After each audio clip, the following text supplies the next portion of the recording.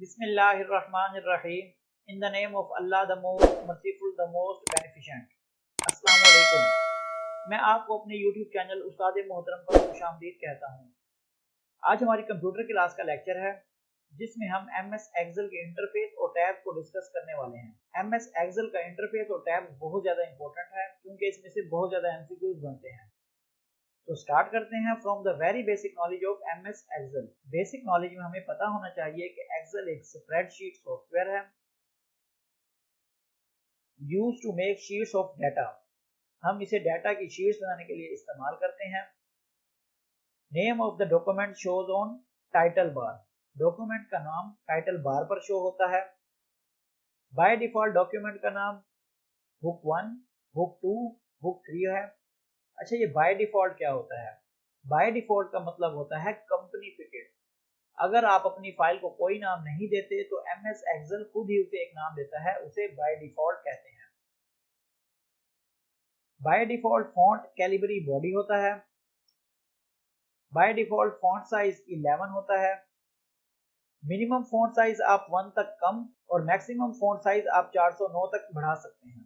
अगर कोई आपसे सवाल करता है कि what is the maximum font size in Excel, तो आपने बताना है 409। By default font colour black होता है। मिनिमम जूम 10% तक कम और मैक्सिमम जूम 400 तक आप बढ़ा सकते हैं। आपने याद रखना है कि सिर्फ एक्सेल में मैक्सिमम जूम 400 तक होता है, बाकी तमाम सॉफ्टवेयर में मैक्सिमम जूम 500 तक होता है। इसकी एक्सटेंशन क्या होती है? तो एक्सेल की एक्सटेंशन होती है .xlsx। 2013 से पिछले वर्जन की एक्सटेंशन होती है .xls। तो आपने याद रखना है कि अपडेटेड वर्जन की एक्सटेंशन होती है .xlsx। 256 यूजर एक साथ एक फाइल पर काम कर सकते हैं। इस तमाम बेसिक इंफॉर्मेशन को आपने अच्छे से तैयार कर लेना है। जी, तो ये है हमारे पास MS एक्सेल का इंटरफेस। इसे आप अच्छे से देख लें। यहाँ टॉप पे आपके पास है टाइटल बार। पास्ट पेपर में एक सवाल बहुत बार पूछा जाता है, name of the document shows on where. तो आपको पता होना चाहिए कि टाइटल बार पर शो होता है। इस एरिया को टाइटल बार कहा जाता है। बाय डिफॉल्ट डॉक्यूमेंट का नाम होता है बुक 1, बुक 2, बुक 3, ऐसे चलता जाता है। यहाँ टॉप लेफ्ट पे आपके पास क्विक एक्सेस टूल बार होता है। याद रखना है, इस एरिया को क्विक एक्सेस टूल बार कहा जाता है। क्विक एक्सेस टूल बार से होता क्या है? आप अपनी मर्जी से यहाँ छोटे छोटे टूल्स रख सकते हैं ताकि आप जल्दी से उन्हें एक्सेस कर सकें। फॉर एग्जाम्पल, अगर आपको ये बटन यहाँ ऐड करना है तो आप ऐड कर सकते हैं। यानी जल्दी जल्दी अपनी चीजों को इस्तेमाल करने के लिए आप क्विक एक्सेस टूल बार का इस्तेमाल करते हैं। टाइटल बार से नीचे आपके पास रिबन टैब्स होते हैं। ये आपको नजर आ रहा होगा।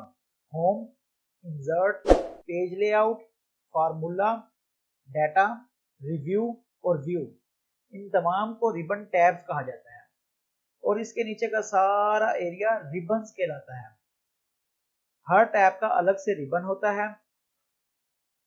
जैसे ये होम टैब का रिबन है, जब हम इंसर्ट पर क्लिक करेंगे तो उसके नीचे उसका रिबन ओपन हो जाएगा। अब रिबन के अंदर क्या होता है? रिबन के अंदर डिफरेंट ग्रुप्स होते हैं। जैसे यहाँ से लेकर यहाँ तक एक ग्रुप है, यहाँ से यहाँ तक दूसरा ग्रुप और यहाँ से यहाँ तक तीसरा ग्रुप। इन्हें ग्रुप या मेन्यू भी कहा जाता है। ग्रुप्स के अंदर क्या होता है? तो आपने ये याद रखना है कि ग्रुप्स के अंदर बटन्स होते हैं। ये आपको छोटे छोटे नजर आ रहे होंगे, इन्हें बटन्स कहा जाता है। नीचे लेफ्ट में आपके पास नेम बॉक्स होता है। इसके अंदर आपको सेल का नाम शो होता है। इसके साथ आपके पास फार्मूला बार होता है। नीचे आपके पास कॉलम्स की हेडिंग है। कॉलम हेडिंग ABC की शक्ल में हमारे पास होती है। इसके बाद आपके पास रो की हेडिंग होती है। ये यहाँ 1, 2, 3 की शक्ल में होती है। दो आपके पास स्क्रॉल बार होते हैं, एक वर्टिकल स्क्रॉल बार और एक हॉरिजॉन्टल स्क्रॉल बार। बॉटम राइट में आपके पास जूम कंट्रोलर होता है। याद रखना है कि एक्सेल का मैक्सिमम जूम 400 होता है। जूम कंट्रोलर के बिल्कुल साथ व्यू बटन होते हैं। बॉटम एरिया को स्टेटस बार कहा जाता है। ऊपर इस तमाम एरिया को वर्कशीट विंडो या वर्कबुक विंडो कहते हैं। ये जितने भी आपको डब्बे से नजर आ रहे हैं इन्हें वर्कबुक विंडो कहते हैं। इसमें जो एक डब्बा हो उसे सेल कहा जाता है और जिस बॉक्स पर आप काम कर रहे होते हैं उसे एक्टिव सेल कहा जाता है। नीचे आपके पास शीट टैब है, ये शीट 1, शीट 2, शीट 3। तो ये आपके सामने एक सरसरी सा ओवरव्यू आ गया। अब हम डिटेल से इसको पढ़ेंगे। इंटरफेस में आपको टाइटल बार समझ आ गया है, क्विक एक्सेस टूल बार बता दिया, टैब मेन्यू बता दिया, रिबन्स एंड बटन्स बता दिए। Title bar, quick access tool bar, tab, ribbons, groups, view button, status bar, इन तमाम चीजों को हमने एमएस वर्ड में डिटेल से डिस्कस कर लिया है। जिन स्टूडेंट्स ने वो वीडियोस नहीं देखी तो ऊपर आई बटन में उसका लिंक है, वो बच्चे वहां जाकर वीडियो देख सकते हैं। ये जो नीचे वाली चीजें हैं इन्हें हम जरा अच्छे से देखेंगे क्योंकि यही एक्सेल की जान है और इन्हीं ऑप्शन से सबसे ज्यादा एमसीक्यूज बनते हैं। तो स्टार्ट करते हैं from the very beginning. Excel में सबसे पहले तो आपको वर्कबुक और वर्कशीट में फर्क पता होना चाहिए। वर्कबुक और वर्कशीट में क्या फर्क है ये मैं आपको अभी बता देता हूँ। अब हम रियल टाइम में एक्सेल ओपन कर लेते हैं।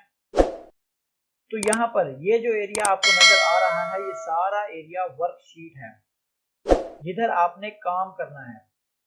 Working area of the Excel is called worksheet. अब ये शीट 1 है, आप प्लस ऑप्शन से मजीद शीट्स ऐड कर सकते हैं। यहाँ मैं आपको करके दिखा देता हूँ। ये शीट 2, शीट 3, इस तरह आप जितनी चाहें शीट ऐड कर सकते हैं। अब इन तमाम शीट्स का मजमुआ वर्कबुक कहलाता है, यानी पूरी फाइल वर्कबुक कहलाती है और एक शीट जहां आप काम कर रहे हो उसे वर्कशीट कहा जाता है। वर्कबुक क्या है? ऐसी फाइल जिसमें 1 और मोर वर्कशीट प्रेजेंट होंगी जो डाटा को ऑर्गेनाइज करेंगी। जबकि वर्कशीट क्या है? कलेक्शन ऑफ सेल्स है या आपका वर्किंग सरफेस जहां आपने काम करना है। और बाय डिफॉल्ट वर्कशीट 2013 से पहले वर्जन में 3 आती थी, जबकि अपडेटेड वर्जन में 1 शीट होती है। बाकी आपको मैन्युअली क्रिएट करनी होती है।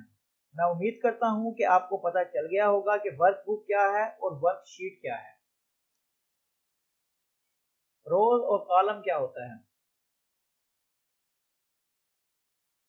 ये जो आपको नजर आ रहे हैं ये कॉलम्स हैं। अब आप कॉलम्स के ऊपर देखोगे कि ये ए का कॉलम है, इस कॉलम का नाम बी है, इस कॉलम का नाम सी है। तो पता चला कि कॉलम्स की हेडिंग्स ए बी सी में होती है और ये वर्टिकल्स होते हैं ऊपर से नीचे की जानिब। ये जो 1 2 3 में है इन्हें रोज कहा जाता है। ये जो हैं इन्हें रोज कहा जाता है। ये हॉरिजॉन्टल होते हैं। तो कॉलम्स की heading A B C form में होती है जबकि रो 1 2 3 की शक्ल में होते हैं। तो आपने ये बातें याद रखनी है। हॉरिजॉन्टल लाइन में जो हो वो रोज और वर्टिकल लाइन में कॉलम्स होते हैं। टोटल कितनी रोज हैं? तो याद रखना है कि 10 48 5 76 टोटल रोज होती हैं। कितनी? 10 48 5 76 और कॉलम्स 16384 होते हैं। रोज का नाम कहां से कहां तक होता है? तो रोज 1 से लेकर 10 48 5 76 तक होते हैं, जबकि columns A to X F D तक है। नेक्स्ट हमारे पास है सेल। सेल क्या होता है जी? जिस चीज के अंदर आप डाटा पुट करते हैं उस रेक्टेंगुलर एरिया जिसके अंदर आप काम करते हैं या डाटा एंटर करते हैं इसको हम सेल कहते हैं। फॉर एग्जांपल मैं थोड़ा जूम कर लेता हूं। यहां मैंने क्लिक किया, ये एक सेल है। देखो यहां से एक कॉलम आ रहा है, यहां से एक रो आ रही है। ये जहां आकर मिल जाते हैं इसे सेल कहते हैं और इस जगह आपको सेल नेम शो हो रहा होता है।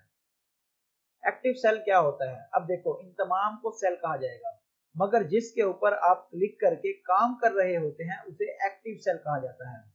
फॉर एग्जाम्पल मैं यहाँ कुछ लिख देता हूँ, ये मैंने एक नाम लिखा है, अब ये एक्टिव सेल कहलाएगा। नेक्स्ट हमारे पास क्या है? रेंज। रेंज क्या होती है? जब हम एक जगह से दूसरी जगह सेलेक्ट करते हैं, फॉर एग्जाम्पल मैं यहां से लेकर यहां तक सेलेक्ट करता हूं, अब इसको क्या बोलेंगे? रेंज बोलेंगे। अब एक सवाल पूछा जाता है कि रेंज में कौन सा निशान लगता है? तो रेंज में सेमी कॉलम का निशान लगता है, यानी ये A3 सेमी कॉलम B5 के दरमियान रेंज को सेमी कॉलम से प्रेजेंट करते हैं, जबकि कोमा तब लगाते हैं जब रेंज इकट्ठी ना हो। जैसे मैं यहां आपको करके दिखा देता हूं। अब मैं यहां एक रेंज सिलेक्ट करता हूं, तो देखो इसने सेमी कॉलम लगाया है, जबकि मैं तरतीब से सिलेक्ट नहीं करता तो इसने कोमा लगाना शुरू कर दिया। ये हो गई रेंज। नेक्स्ट हमारे पास है लेबल्स। लेबल क्या होते हैं? अब सेल के अंदर हम तीन चीजें डाल सकते हैं। मिसाल के तौर पर ये एक सेल है, इसके अंदर आप तीन चीजें डाल सकते हैं। Number 1 label. लेबल क्या है? लेबल क्या है जी? टेक्स्ट। एक्सेल की टर्म में टेक्स्ट को लेबल्स कहा जाता है, और अगर मैं टेक्स्ट के बजाय नंबर लिख देता हूं, उसे हम वैल्यू कहेंगे। अब फार्मूला क्या है वो भी मैं आपको बता देता हूं। पहले तो एक चीज याद रखनी है, formula always start with is equal to. तो एक्सेल में इज इक्वल टू से फार्मूला स्टार्ट होता है। अब मैं इज इक्वल टू के बाद लिख देता हूं 5 + 6। 5 + 6 लिखने के बाद मैं इंटर करूंगा, तो यहाँ 5 + 6 लिखने के बजाय ये इसको जमा कर देगा। ये देखें 11 हो गया है। तो 11 क्या है? ये फार्मूले का जवाब आया है। टेक्स्ट एज इट इज रहेगा, वैल्यू एज इट इज रहेगी, जबकि फार्मूला रिजल्ट के मुताबिक आएगा, और फार्मूला ऊपर फार्मूला बार में शो होता है। फार्मूला जो हल होगा वो बोर्ड मैच तरीके से होगा। सबसे पहले वो ब्रैकेट को हल करेगा, फिर ऑर्डिनेंट को, फिर डिवीजन को, फिर मल्टीप्लाई को, फिर एडिशन को, और फिर सब्ट्रैक्शन को। एडिटिंग करते हुए आपको इन चीजों का पता होना चाहिए कि इंटर से क्या होता है। इंटर करने से कर्सर नीचे वाले सेल में चला जाएगा। ऊपर वाले सेल में जाने के लिए शिफ्ट + इंटर प्रेस करते हैं। टैब बटन से कर्सर राइट साइड मूव करेगा। शिफ्ट + टैब से बैक साइड मतलब लेफ्ट साइड पर जाएगा। ऑल्ट + इंटर करने से एक्टिव सेल में न्यू लाइन बन जाती है। F2 से आप सेल में एडिटिंग कर सकते हैं। तो ये था आज का लेक्चर। आज का लेक्चर यहीं खत्म करते हैं। अगली वीडियो में हम MS Excel में मौजूद टैब्स को डिटेल से डिस्कस करेंगे। मिलते हैं दोस्तों अगली वीडियो में, तब तक अपना ख्याल रखिएगा। शुक्रिया, अल्लाह हाफिज।